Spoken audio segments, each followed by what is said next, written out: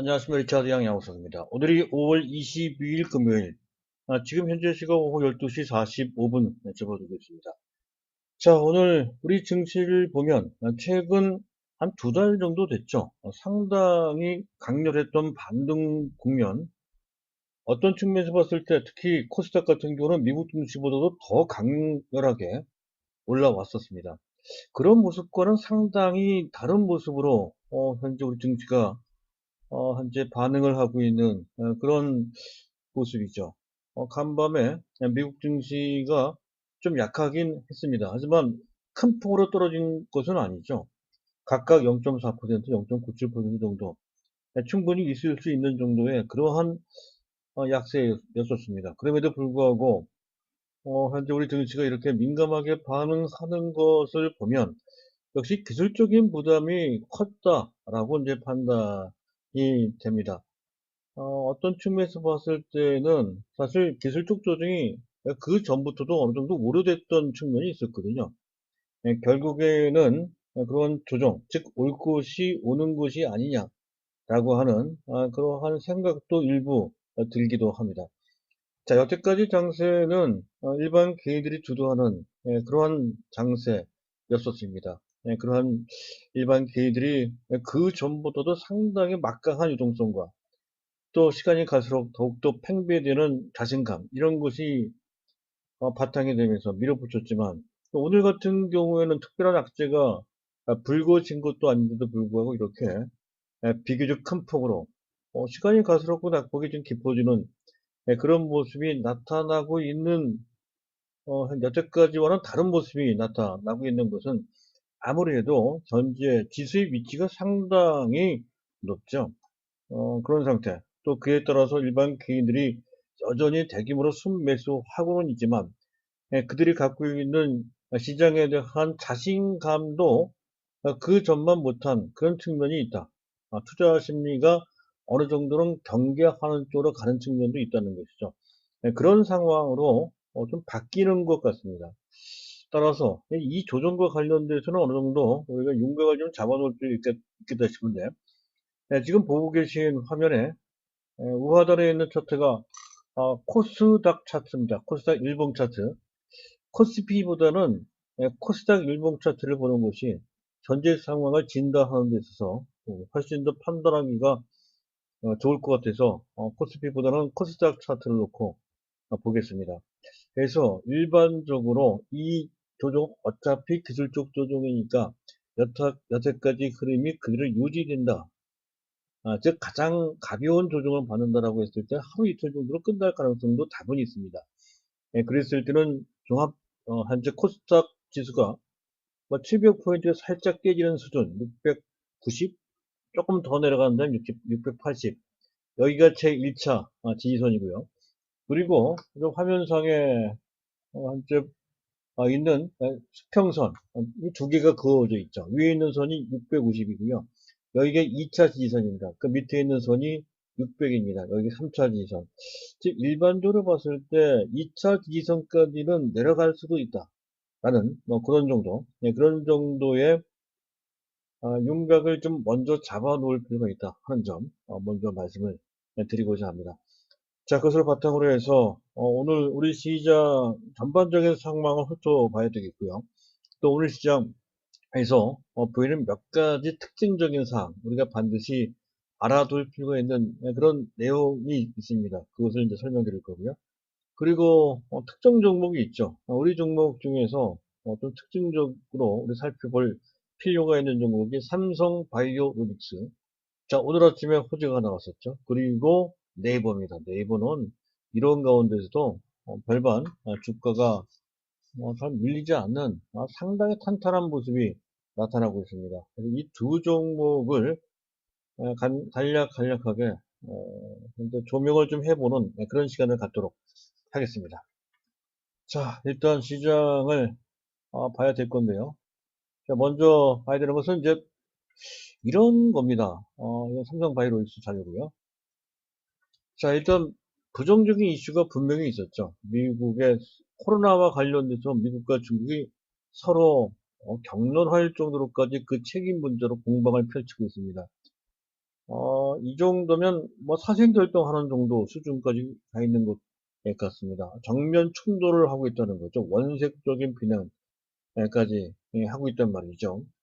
현재 막말을 하는 정도까지 갔다고 한다면 돌이키기가 쉽지 않은 측면이 분명히 있어요. 물론 이제 정치적인 것이기 때문에 뭐 반전이 나올 수도 있겠습니다만 어쨌든 현재 시점에서 봤을 때는 이 문제가 큰 부담이 될 수 있습니다. 또 현재 11월 대선을 앞둔 상태에서 트럼프 진영에서는 중국을 공격함으로써 전반적인 코로나와 관련된 책임을 중국에 돌리고 대선 국면을 현재 트럼프한테 유리한 쪽으로 가겠다는 뜻을 분명히 하고 있는 것 같습니다. 요것과 관련된 그러한 부담이 작용될 것 같고요. 또 현재 미국의 실업수당 신청 건수 매주 발표가 되죠. 244만 명 또 증가했다고 그래요. 그래서 9주 합계 3,860만 이런 정도라고 한다면 실질상의 실업률 아마 5월달 실업률 20%가 될 것 같고요. 제롬 파월 의장 같은 경우에는 25%까지 갈 수도 있다. 여기까지 하고 있죠. 이것은 미국 경제에 상당한 타격을 줄 수가 있습니다. 자, 그리고 또 한 가지. 어제도 제가 말씀을 드렸고요. 현재 미국 증시 내에서도 월가에서 나오는 얘기입니다. 여태까지 상승은 완전 펀더멘털을 기반으로 해서 올라온 것이 아니라 유동성과 경제가 회복될 것이라고 하는 기대 심리에 의해서 올라왔는데 그 올라온 것이 너무 과도하게 많이 올라온 것이 아니냐라고 하는 경계의 목소리가 나오고 있다는 것이죠. 특히 코스닥은 너무 많이 올라온 측면이 분명히 있습니다. 자, 우리나라 지난 4월 달에 PPI는 생산자 물가 지수입니다. 마이너스가 나왔어요. 3개월째 내림세를 보이고 있다는 건데, 생산자 물가 지수가 마이너스가 나오면 조만간 발표할 소비자 물가 지수도 현재 마이너스가 될 공산이 상당히 커요. 이렇게 되면 악재의 한 요인이 될 수 있다는 거죠. 디플레이션 공포가 다시 악재로, 즉, 현재 지수를 내려가게 할 빌미로 작용될 소지가 조금은 있습니다. 아주 큰 것은 아니지만 말이죠. 자, 우리가 더 중요한 것은 현재 5월 20일까지의 5월달 수출입니다. 5월 1일부터 20일까지 수출을 보면 마이너스 20.3%입니다. 석유 제품, 자동차, 무선기기, 기타 등등 전통산업 쪽에 있는 수출 실적이 상당히 안 좋습니다. 석유 제품만 따지면 휘발유 등이 이런 쪽이죠. 마이너스 68.6% 거의 3분의 1 토막 됐다는 거죠. 그런데 현재 그래도 고무적인 것은 연속 2개월 동안 반도체도 마이너스가 나왔다는 특히 지난달에 마이너스 14%까지 내려갔던 수출 실적이 이번 달 현재 뭐 다 끝난 것은 아니지만 5월 20일까지 반도체 수출 실적이 작년 동기 대비 13.4% 플러스예요. 반도체 가격이 나쁘지 않다는 것이죠. 이거는 좀 이따 다시 한번 말씀을 드릴까 합니다. 반도체 가격, 이것과 관련돼서 D램과 관련된 종목들 또는 현재 EUV라고 제가 말씀드렸죠. 극자회선 노광기와 관련된 종목들이 힘을 내는 그런 어떤 바탕이 되는 것 같습니다. 그래서 우리도 그와 관련된 분야 또는 종목에 계속 초점을 뚝심 있게 가져갈 필요가 있다는 것도 바로 여기서 우리가 찾을 수 있다는 것이죠. 자, 또 최근 코스닥이 상당히 탄력적으로 올라오며 따라서 빛을 내서 투자하는 개인들이 상당히 많이 생겼다는 것이죠. 그 신용잔고가 10조를 돌파했어요. 굉장히 가파르게 빛을 내서 투자를 하고 있는 그런 상태. 이건 사실 부담이 된다는 것이죠. 그래서 그와 관련된 변수가 일단 악재로 작용되는 측면이 있고요. 원달러 환율이 좀 올라오네요. 현재 1237원. 현재 무역수지마저도 적자로 전환됐기 때문에 현재 달러가 밖으로 나간다는 개념이잖아요. 현재 무역수지 적자라는 뜻은. 따라서 주식시장에서도 아직까지는 외국인들의 매도를 하고 또 무역수지도 적자고 하니 원달러 환율은 현재 올라가는 쪽, 좀 달러 대비 원화 가치가 떨어지는 쪽으로 가는 그런 측면. 이것은 증시에도 약간 부담이 되는 부담이 되는 그런 그 요소가 됩니다. 그 전에 말씀드렸죠. 삼성전자가 본격적으로 올라가기 위한 전제 조건 중에 하나가 뭐 베이시스도 말씀을 드렸습니다만은 환율이 상당히 중요합니다. 환율이 내림세, 즉 원화 가치가 올라가는, 즉 현재 달러가 한국 금융시장으로 들어오는 상황이 돼야, 그래야 삼성전자가 본격적으로 올라간다는 건데, 아직은 그 단계까지 가려면 시간이 더 필요하다. 지금 현재 상황으로 봤을 때 한 7월달 넘어 8월달 정도나 돼서 그런 상황이 될 것이다. 이렇게 이제 보고 있죠. 그런 관점을 계속 유지해 주시기 바랍니다. 어쨌든 현재 원달러 환율이 올라가는 것은 현재 증시에도 약간 부담이 되는 악재가 된다는 거고요. 자, 수급을 보게 되면 현재 외국인 기관이 계속 제법 많이 매도를 합니다. 일반 개인들만이 잔뜩 순매수하는, 사실 뭐 상당히 익숙한 그런 모습이죠. 거의 변수가 아니라 상수라고 이제 말씀을 드렸는데요. 하지만 분위기에 비해서 최근에 상당히 우호적으로 분위기가 좀 바뀌었습니다. 외국인 매도도 많이 주고요. 그런 것에 비해서 외국인들의 대거 다시 순매도 규모를 늘린 것은 아무래도 그 전과 다른 부담을 줄 수 있다는 것이죠. 코스닥도 제법 많이 매수합니다. 특히 코스닥을 일반 개인들이 너무 많이 매수를 합니다. 최근 한 두 달 동안 현재 일반 개인들은 코스닥 시장에서 근 2조 원 정도를 순매수하고 있다는 건데요.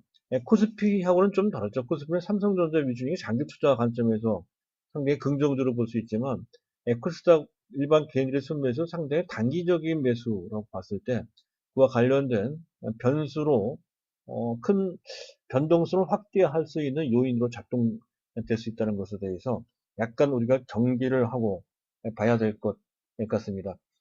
자, 그리고 주변 증시 현재 보면 나스닥 선물도 플러스에서 마이너스로 전락했고요. 니케이 지수, 뭐 중국 증시도 좀 약하네요. 전체적으로 봤을 때 약간 조정을 현재 특별히 악재가 불거진 것은, 새로운 악재가 불거진 것은 아닌데도 이래요. 이 부분을 좀 주목을 해야 될 것 같아요. 현재 일과적으로 여태까지가 좋았으니까 앞으로 좋을 것이다. 이런 식으로 봐서는 안 될 것 같습니다. 이 정도 경계가 필요하다라는 것을 보여주는 그런 장면이 현재 만들어지는 것 같습니다. 자, 그리고 그렇다고 해서 상황이 반드시 뭐 현재 부정적인 이슈만 있는 것은 아니죠. 일단 유가입니다. 유가가 지금 잠깐 유가를 볼까요? 이런 식으로 유가가 차근차근 이제 올라오는 그런 모습입니다. 지금 현재 감산 효과도 있는 것이고요. 또 현재 막강한 유동성 정책에 의해서 지금 경기가 회복될 것이다라고 하는 어떤 기대감이 석유 수요를 좀 늘릴 것이다. 계절적으로도 이제 조금씩 그럴 때가 왔죠. 그래서 이런 식이라고 한다면 유가가 40달러 배럴당 40달러 근처로까지 올라갈 수 있다 하는, 최소한 30달러대에 안착하는 그런 정도의 상황만 되더라도 그와 연관돼서 우리가 봐야 되는 분야가 전기차라고 말씀드렸어요. 오늘 지수 전반적으로 크게 조정을 좀 받고 있는 모습이라 전기차들도 밀리는 모습인데요. 그에 굴할 필요가 없다는 것이죠. 오히려 그들 종목 중에 일부 종목들은 이번 조정을 이용해서 적절한 때 매수를 할 필요가 있다. 이런 말씀을 먼저 드리고 싶고요. 자, 그리고 또 한 가지 특기할 만한 것은 영국에서 말이죠. 영국 중앙은행에서 현재 사상 뭐 전 세계 첫 번째입니다. 국채 금리를 마이너스를 적용한 국채를 발행했다는 거죠. 자, 국채 금리가 마이너스가 나왔다는 얘기는 국채 가격을 엄청나게 비싸게 책정해서 판다는 얘기가 된다는 거죠. 그걸 누가 사겠습니까?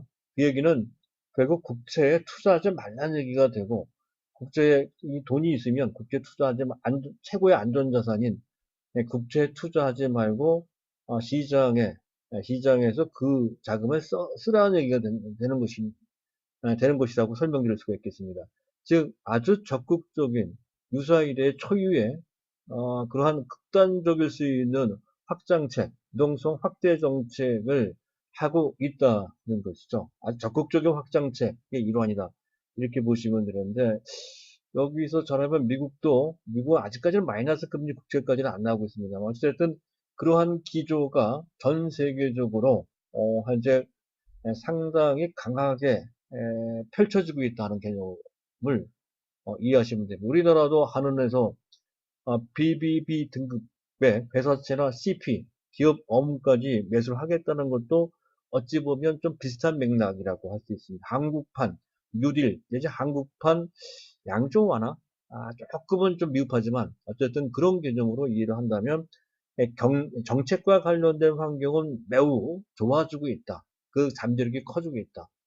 결국 그것이 적당히 조정을 받고 그것이 실질적으로 경기 활성화에 도움을 주는 그 효과가 나올 때쯤 삼성전자가 뜬다. 이런 관점으로 보시면 되겠습니다. 지금은 기대감 때문에 종목 장세 펼쳐졌지만 본격적으로 유동성 장세가 나오면 그때부터는 삼성전자다. 이런 관점으로 이해를 하시면 될 것 같습니다. 일단 시장은 그 정도 보시도록 하고요. 시장의 특징을 좀 더 보도록 하겠습니다. 일단 오늘 시장을 보면 현재 시장 조정장사와 관련되어 있는 그런 현상이 되겠습니다만은 전강 후약이 나옵니다. 이렇게 우리 증시가 전약 후강 형태로 양복을 만든 적은 상당히 많죠. 코스닥 같은 경우가 대표적인 케이스입니다. 여기 코스닥 차트인데요. 보시면 양복이 훨씬 더 많죠. 전강 후약으로 해서 뒤에 가서 미는 경우는 그렇게 많지 않았습니다. 그만큼 상황이 뭔가 좀 바뀌었다는 것을 의미하는 것이고요. 자, 개인 주도 장세 하에서 여전히 개인들이 주도할 때는 코스피보다는 코스닥이 상대적으로 덜 빠지거나 오를 때 더 많이 올라가는 현상은 오늘까지도 있다는 건데, 이거는 나중에 일반 개인이 아닌 외국인들 또는 현재 그에 동조하는 기관들이 적극적으로 매수하는 상황이 됐을 때는 정반대의 현상이 나온다는 거죠. 코스닥보다는 코스피가 그것도 삼성전자 주도해서 시장을 이끄는 상황이 될 것이라는데 아직은 일반 개인 주도를 해서 현재 코스닥이 상대적으로 견조하고 올라갈 때 더 많이 올라가는 현상이 반복되고 있다 하는 건데요. 조정이 깊어지면 달라질 수 있어요. 떨어질 때 코스닥이 더 많이 떨어질 수도 있습니다. 경계를 해야 되고요. 자, 시장 내부를 들여다보면 여전히 현재 바이오는 상당히 현재 탄탄한 측면이 있습니다만 하지만 종목별로 상당한 편차를 보이고 있다는 거죠. 뭐 현재 일부 종목들은 매드팩터 같은 종목들 또 알테오 좀 보세요. 그리고 오늘 약간 조정받고 있지만 LNC 바이오 또 낙폭과대 상태에서 오늘 뭐 메디톡스 또 한올 바이오 이런 종목들 그리고 몇몇 종목들이 있습니다만은 뭐 현재 삼성바이오로직스도 그에 해당될 수는 있겠습니다. 하지만 상승폭이 많이 깎였죠. 자, 이렇게 몇몇 바이오 관련주들이 움직입니다만은 그 전에 바이오 관련주들이 무더기로 이것저것 다 같이 동반해서 약간은 무차별적으로 다 같이 올라갔던 지난 3월달 및 3월달, 4월달 그 당시 5월 초까지도 그랬었어요. 그런 분위기와는 상당히 다르죠. 바이오는 그 전부터 말씀드렸지만 상당히 판단하기가 어렵습니다. 그 펀더멘털을 말이죠. 심지어는 그 회사의 관계자들도 자기네 기술이 얼마만한 기술력인지 그 시장에 통할지조차도 지네들도 모를 정도다. 가장 대표적인 업체가 뭐 헬릭스미스나 또는 뭡니까 코오롱 생명과학 이런 쪽도 마찬가지가 되겠고요. 티슈진이죠. 이런 것도 있고요. 그리고 또 신라젠 같은 경우 그렇잖아요. 그네들이 악의적으로 누구를 사기치려고 그런 식으로 기술력을 속이고 이렇게 한 게 아니란 말이죠. 그들도 그때 처음에 잘 될 것으로 믿었지만 그 사람들조차도 모를 정도로 이제 상황이 그 기술력이 얼마만큼 통할지 과연 거기 성공할지 불확실하단 말이죠. 현재 당사자들도 모를 정도로 하면 뭐 전문가도 마찬가지고 일반 개인들은 더 모르죠. 그러니까 이렇게 모르는 종목에 많은 비중을 베팅하는 것은 결코 바람직하지가 않다. 그래서 제가 그 중에서도 검증이 가능하고 일반 개인이나 또는 일반 개인보다는 외국인이나 기관이 선호하는 삼성바이오로직스 또 그나마 또 유한양행 정도 이런 정도가 괜찮다는 거. 한 가지 더 말씀드리면 시젠 괜찮을 것 같아요. 시젠 오늘 아침에 현재 천종윤 시젠 대표하고 인터뷰한 그런 기사가 나왔네요. 이 사람이 이 천종윤 천 대표가 하는 말은 매출이 1조 넘기는 힘들고, 한, 작게는 5천억, 많게는 한 8천억 정도를 예상하는, 이게 합리적인 것 같아요. 8천억 정도. 한 7천억 정도 평균 잡는다 했을 때, 영업이익 규모는 약 한 3,500억 내지 4천억 정도 예상이 되고요. 예, 그랬을 때 EPS, 주당 순이익은 아마 10,000원 정도 될 것으로, 이게 합리적인 판단일 것 같아요. 만약에 뭐 제2차 코로나 유행이 온다면 모를까, 그렇지 않다라고 했을 때에는 대략 EPS 10,000원 정도를 본다. 이렇게 볼 수 있는 것이고요. 물론 성장 잠재력은 여전히 유효합니다. 예, 그랬을 때 적정 주가는 10,000원 곱하기 30배에서 30만 원까지도 가능한 거는 같아요. 근데 일단 거기까지 너무 가파르니까 한 20만 원 정도를 보고 안 갖고 계신 분들은 11만 원대 근처, 지금 10만 8천 원대거든요. 약간 잡아줄 필요가 있겠다. 너무 많은 비중을 둘 필요는 없습니다. 단기적으로 너무 급등을 했기 때문에 부담에 대해서 그런 거. 차트상 이런 모습을 하고 있죠. CJ입니다. 자, 그렇고요. 이왕 얘기가 나와서 시즌까지 언급이 됐네요. 자, 그리고 현재 언택트의 양대축이라 할 수 있습니다. 좀 이따 말씀을 드리겠습니다만은 지금 네이버하고요. 그리고 뭐 지금 뭡니까? 카카오죠. 카카오 한번 보세요. 승승장구하고 있다는 이 큰 종목이 현재 그 일반 개인들이 많이 사지도 못했던 기관 또는 외국인들이 선호하는 대형주입니다. 시가총액 10권 내에 다 들어와 있죠. 지금 네이버는 시가총액 4위권입니다. 그런데도 불구하고 승승장구하고 있다는 거죠. 이 흐름을 우리가 잘 이해를 합니다. 세상이 바뀌고 있다는 것이죠. 자, 그리고 또 한 가지 눈여겨볼 대목은 5G. 일반 개인들이 많이 선호했던 테마 섹터입니다. 근데 어제 그제 반등 나온 후 그냥 바로 꺾이는 반등 다음 반등도 제대로 하지 못한 채 꺾이는 모습이 나오고 있습니다. 실적과 연관되어 있다는 게 조금 더 시간이 필요한 것으로 판단이 된다는 것이고 2차 전지 관련주들도 나름대로 견조합니다만은 지수의 영향을 좀 받고 있다는 것이죠. 2차 전지 현재 어제 정부 정책에 나왔죠. 그린 뉴딜이라고 해서요. 신재생 에너지 및 전기차 관련주들이 수혜를 받는다는 건데 그래도 삼성 SDI 견조하고요. 자, 그리고 현재 SKC 약간 빠집니다. 오히려 빠졌을 때가 기회가 되는데 52,000원 이하면 안 좋은 기회가 되는 것 같습니다. 네, 그리고 에코프로 BM을 이제 강조드린 바에 이렇게 많이 올라가요. 이런 종목들은 쉽게 팔 종목들이 아니죠. 오히려 안 갖고 계신 분들은 이번 조정을 받을 때 각계 좋은 정보를 잘 선별을 해서 매수할 타이밍으로 잡아볼 필요가 있다 하는 것으로 설명드릴 수가 있겠고요. 자, 디램 관련주들이 의외로 강해요.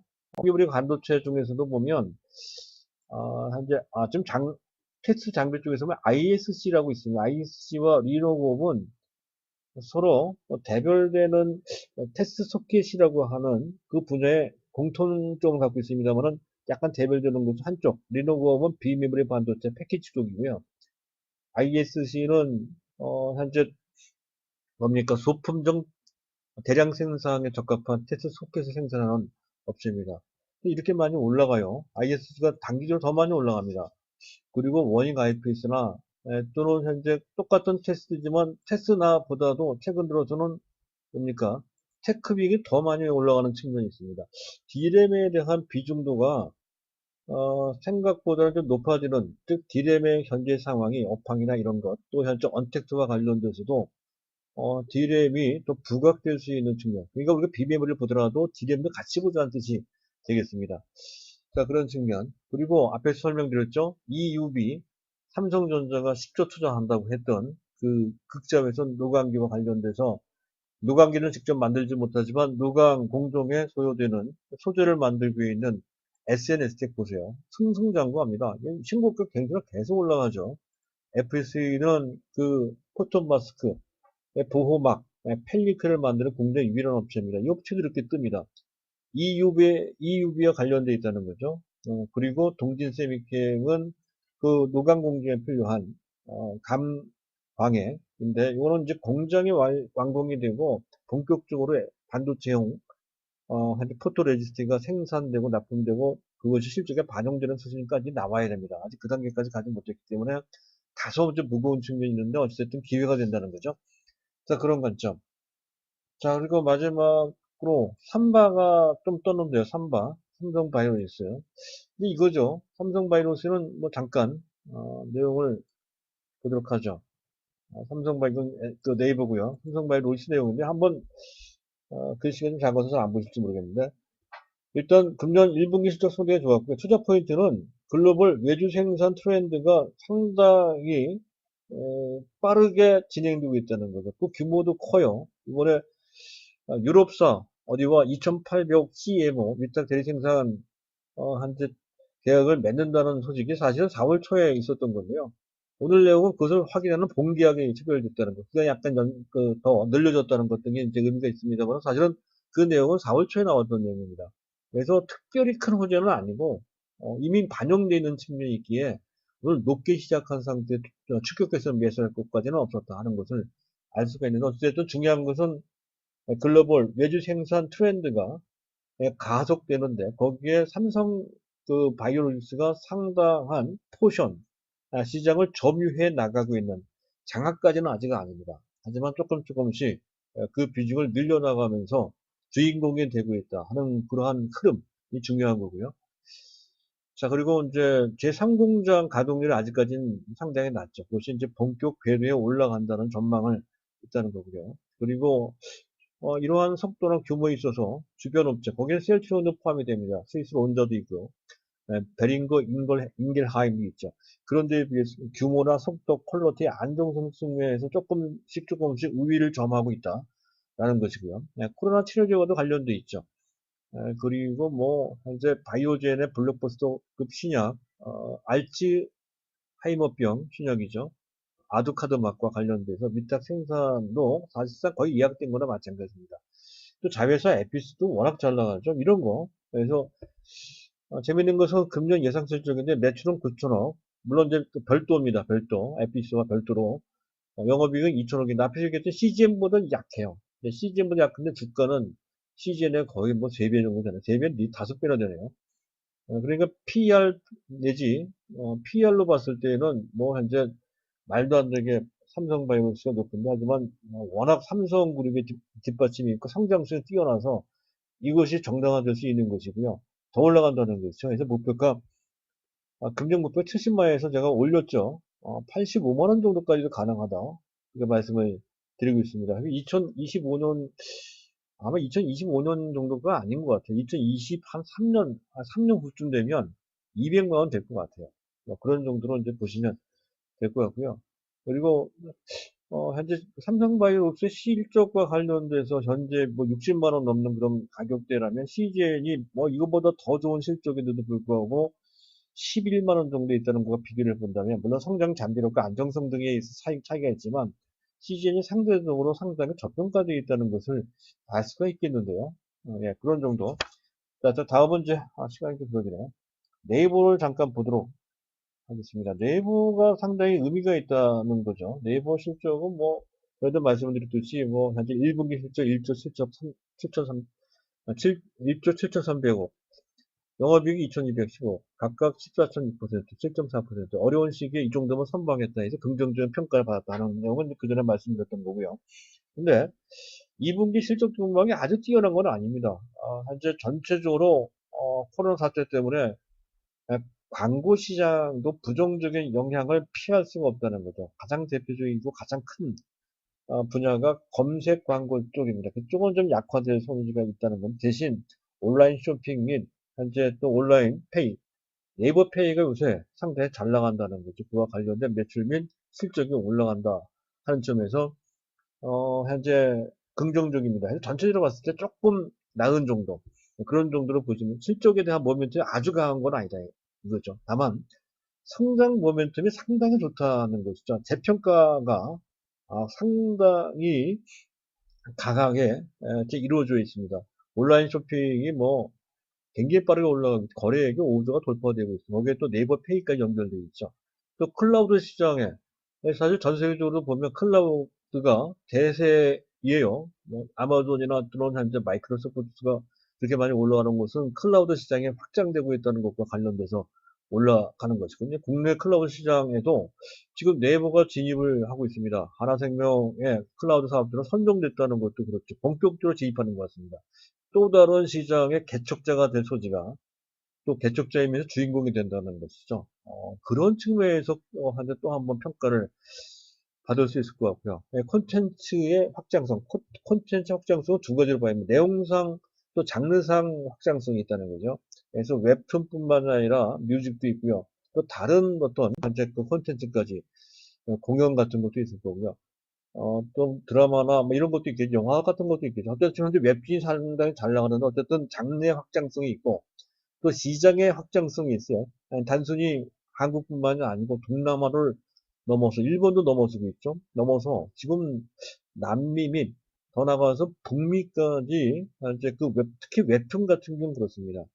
지역적 확장성이 현재 검증되고 있다는 거. 물론 아직까지는 그 매출 기여도나 주는 영업이익 기여도는 작긴 작은데 하지만 계속 확장되고 있고 시장도 장르도 확장되고 있으니 이와 관련돼서 어느 정도 재평가를 해야 된다는 거죠. 그리고 어제 나온 얘기지만 전자서명법이 국회 통과를 했죠. 그래서 핀테크가 활성화된 여태까지 단순 결제, 간편 결제나 또는 뭐 소액 송금 이런 정도였던 건데 대출도 하고요. 투자 상품도 만들고요. 이렇게 해서 핀테크가 활성화되는 데 있어서 네이버가 상당한 역할을 할 것 같은데 이런 컨셉은 카카오도 비슷해요. 카카오도. 그래서 이 양대 진영이 그런 것을 배경으로 해서 계속 여태까지 그래왔더니 승승장구할 소지가 상당히 높다. 그래서 목표 가격을 제가 수정을 했죠. 27만 원, 26만 원 잡아드렸던 건데 30만 원 정도는 충분히 갈 것이다 하는 건데 문제는 단기적으로 좀 많이 올라왔어요. 그래서 다소 이 상태에서 추격해서 매수할 거냐를 놓고서는 다소 부담이 됩니다. 하지만 전혀 안 갖고 계신 분들은 이런 종목을 갖고는 있어야 되니까 적당한 분량이라면 많은 분량이 아닌 적당한 분량 이 가격에서라도 좀 잡아놓고 봐야 되지 않겠느냐. 이게 참여를 해야 되거든요. 그렇다고 해서 다른 종목을 하기에는 관련돼서 지금 그들 종목에 대한 믿음을 갖기는 상당히 어렵습니다. 그래서 이왕 믿음을 가질 바에는 이런 종목을 갖자. 어, 이런 말씀을 드리고자 합니다. 자, 오늘 내용은 그런 정도인데요. 계속해서, 저희 현대투자연구소에서는 체험 VIP 회원을 모집합니다. 제가 직접, 케어를 해드릴 수가 있다는 건데요. 그렇게 원하시는 분들은 현대투자연구소, 계좌번호, 현재 지금 안내판에 나가고 있죠. 그쪽으로 3개월에 100만 원입니다. 3개월 체험을 한번 해보세요. 제가 직접 문자나 직접 통화를 통해서 현재 케어를 해드릴 수가 있습니다. 그리고 입금을 하시면 010-2420-0553 번호로 성명하고 문자 간단하게 남겨주시면 제가 연락을 드리겠습니다. 자, 오늘 내용 이것으로 마치도록 하겠습니다. 감사합니다.